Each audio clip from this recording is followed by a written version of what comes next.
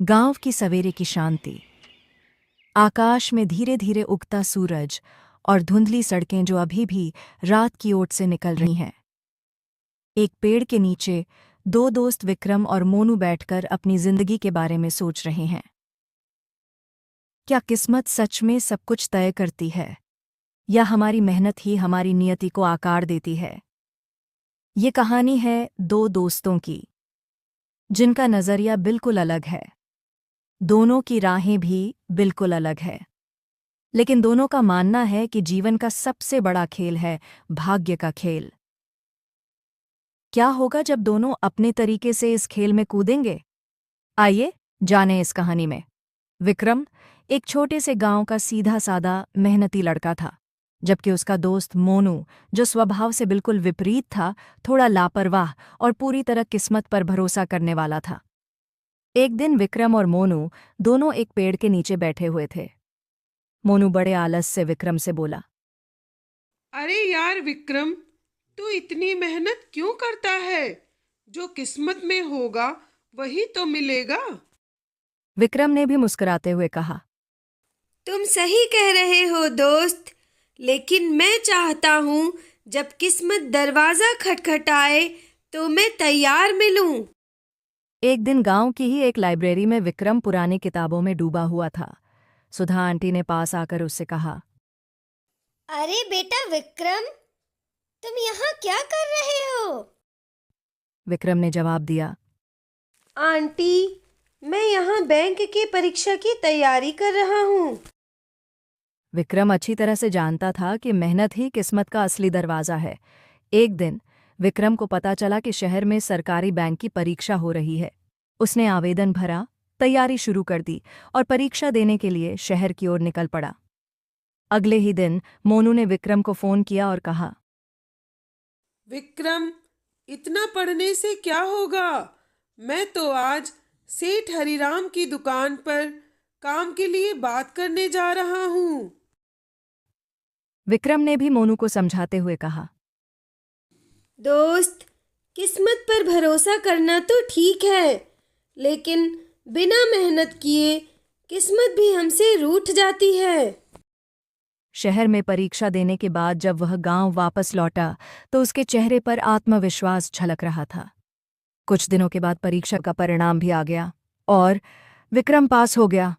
वह खुशी से दौड़ते हुए अपनी दादी के पास आया और बोला, दादी, दादी, देखिए मैं पास हो गया, मेरी नौकरी लग गई।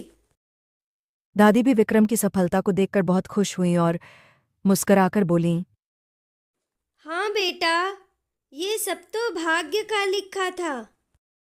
विक्रम ने दादी से कहा, हाँ दादी, ये सब तो सही है, लेकिन ये तब हुआ जब मैंने मेहनत से अपनी कलम चलाई।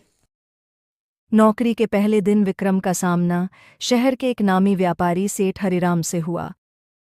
सेठ जी की बेटी शिवानी, जो उसी बैंक में अकाउंट खोलने के लिए आई थी, उसने विक्रम की सादगी, ईमानदारी और बात करने के सलीके को सराहा और अपने पिताजी से उसकी तारीफ की। कुछ ही दिनों में सेठ हरिराम ने विक्रम को अपने बिजनेस में सहायक के रूप में काम करने का प्रस्ताव दिया। विक्रम बेटा, क्या तुम मेरे बिजनेस में मेरे साथ काम करना चाहोगे? विक्रम ने विनम्रता से यह सम्मान स्वीकार किया। सेठ जी, ये तो मेरे लिए बड़े सौभाग्य की बात होगी। आपने मुझे इस काबिल समझा, इसलिए आपका बहुत बहुत धन्यवाद। इधर मोनू गांव में ही रह गया, न पढ़ाई न कोई दिशा। जब उसे विक्रम की सफलता का पता चला तो वह कुछ पल के लिए चुप सा रह गया, फिर खुद से बोला, मुझसे बहुत बड़ी गलती हो गई। मैं तो बस किस्मत के भरोसे ही बैठा रह गया। अब कुछ नहीं बचा। अब मैं क्या करूं? कभी कभी भाग्य भी थक जाता है जब हम कुछ नहीं करते। एक दिन विक्रम खुद मोनू से मिलने गया। विक्रम को देखकर मोनू की आंखें भर आईं। विक्रम ने उसका हाथ पकड़कर कहा, मोनू, तुम उदास मत हो। अभी भी वक्त है। अगर भाग्य का खेल शुरू करना है तो मैदान में तो उतरना ही पड़ेगा। प्रेरित होकर मोनू ने भी पढ़ाई शुरू कर दी और कुछ ही महीनों की मेहनत के बाद उसे एक क्लर्क की नौकरी मिल गई। कुछ साल बीते। विक्रम अब एक सफल बिजनेसमैन बन गया था और रवि भी संतुष्ट जीवन जीने लगा था। एक शाम दोनों उसी पुराने आम के पेड़ के नीचे मिले जहां कभी उन्होंने अपनी अपनी बातें साझा की थीं। मोनू ने कहा, तू सही कह रहा था विक्रम। किस्मत भी तभी बदलती है जब हम मेहनत करते हैं।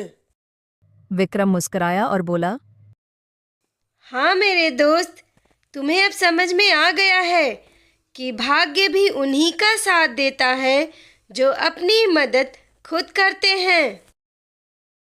सीख, किस्मत की लकीरें तभी चमकती हैं जब हाथों से मेहनत की मिट्टी ना हटे। दोस्तों, मेरी कहानी आपको पसंद आई तो ऐसे ही और कहानियाँ सुनने के लिए मेरे चैनल को लाइक करिए, सब्सक्राइब करिए। Thank you for watching.